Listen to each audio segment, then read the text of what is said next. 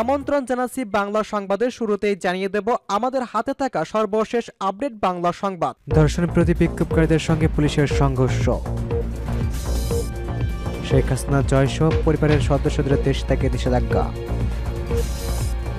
জামায়াতের আমিরের সঙ্গে ব্রিটিশ হাই কমিশনারের বৈঠক। প্রশাসন ঠিক থাকলে ধর্ষণ খুন হতো না, বলল রিজভী। শুনছিলেন সংবাদ শিরোনাম, এখন বিস্তারিত। তার আগে অনুরোধ থাকবে ভিডিও দেখতে লাইক ও কমেন্টস করে জানিয়ে দিন আপনি কোথা থেকে শুনছেন এবং দেখছেন। ধর্ষণ বিরোধী বিক্ষোভকারীদের সঙ্গে পুলিশের সংঘর্ষ।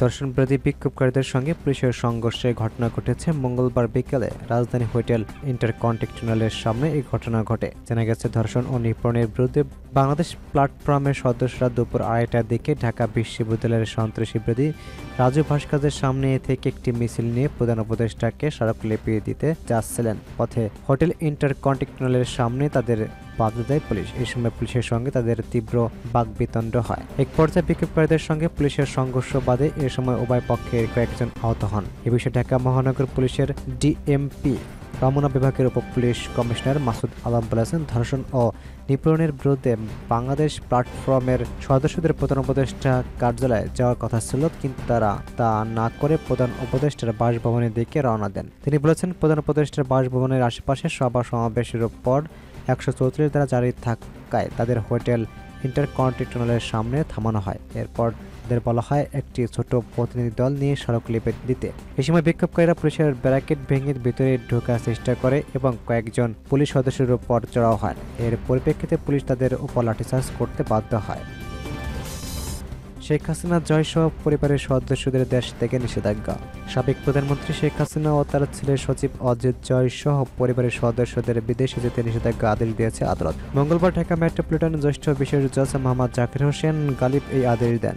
এদিন দুদকের উপপরিচালক মনিরুল ইসলাম তাদের বিদেশে যেতে নিষেধাজ্ঞা চেয়ে আদালতে আবেদন করেন। নিষেধাজ্ঞা পাওয়া অন্যরা হলেন শেখ হাসিনার ছেলে সচিব অজিত জয়, মেয়ে শামা অজেদ পুতুল, তার ছোট বোন শেখ রেহানা, শেখ রেহানার মেয়ে টিউলিপ সিদ্দিক ও আজমিনা সিদ্দিক এবং রেহানার ছেলে রাদওয়ান মুজিব সিদ্দিক। নদীর থেকে জানা গেছে, অভিযুক্ত সংশ্লিষ্ট ব্যক্তিরা সব পরিবারের গোপনে দেশ ত্যাগ করার প্রচেষ্টা চালাচ্ছেন। তারা দেশ ত্যাগ করে বিদেশে পালিয়ে গেলে অভিযোগ সংশ্লিষ্ট গুরুত্বপূর্ণ রেকর্ডপত্র প্রাপ্তির ব্যাঘাত সৃষ্টি হবে। এছাড়া সার্বিক অনুসন্ধান কাজে বিঘ্ন সৃষ্টি সহ বিভিন্ন ক্ষতির কারণ রয়েছে। তাই অভিযোগ সংশ্লিষ্ট ব্যক্তির বিরুদ্ধে আনা অভিযোগ সুষ্ঠু অনুসন্ধান কার্যক্রমের স্বার্থে তাদের বিদেশ গমনে নিষেধাজ্ঞা দেওয়া প্রয়োজন। জামায়াত আমিরের সঙ্গে ব্রিটিশ হাই কমিশনারের বৈঠক।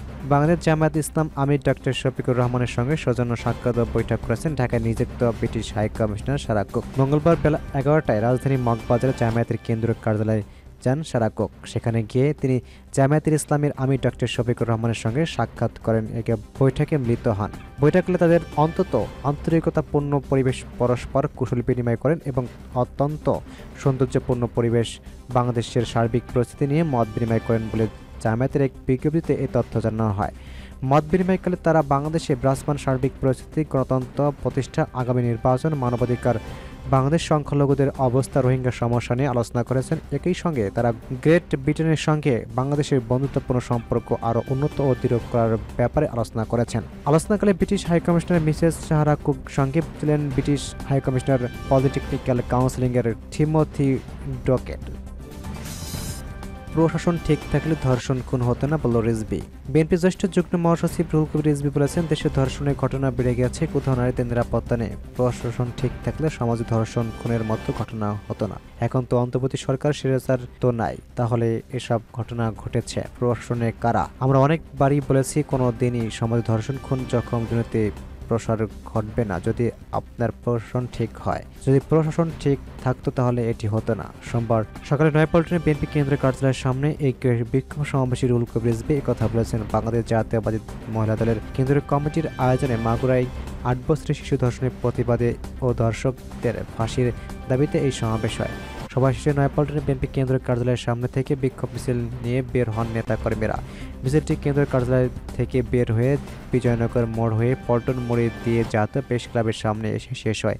মিছিলের নেতাকর্মীরা ধর্ষণ ও নির্যাতনের বিরুদ্ধে বিভিন্ন স্লোগান দেন। সমাবেশে বিএনপির এই নেতা বলেছেন, শেখ হাসিনার আমলের থেকে নারীরা নির্যাতিত হয়েছিল, এখন তো ছাত্রলীগ যুবলীগ নেই, তাহলে কারা এই সহিংসতার সঙ্গে জড়িত?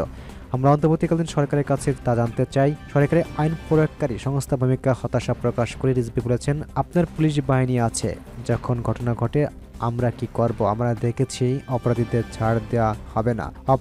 অপরাধ করার আগে আইনের প্রয়োগ যদি ঠিকঠাক থাকতো, আইনের শাসন প্রয়োগ করা হতো, তাহলে এই পরিস্থিতির সৃষ্টি হতো না। দ্রুততম সময়ে ধর্ষণকারীদের বিচারের আওতায় আনতে অন্তর্বর্তী সরকারের প্রতি আহ্বান জানান তিনি।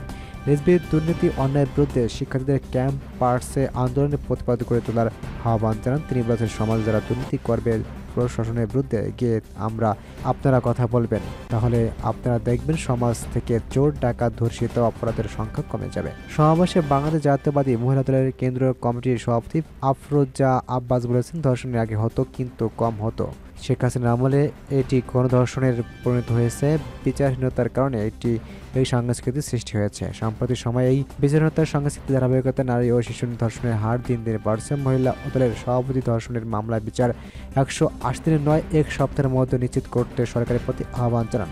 জাতীয়বাদী মহিলা দলের ঢাকা মহানগর দক্ষিণের সাধারণ সম্পাদক শাহিনুর নার্গিসের সঞ্চালনায় কর্মসূচিতে বক্তব্য দেন মহিলা দলের সহসভাপতি নেওয়াজ হালিমা আর্নি, যুগ্ম সাধারণ সম্পাদক অ্যাডভোকেট শামিমা আক্তার, ঢাকা মহানগর দক্ষিণের সভানেত্রী রোমা আক্তার, ঢাকা মহানগর উত্তরের সদস্য সচিব অ্যাডভোকেট টুনা রায়লা প্রমুখ।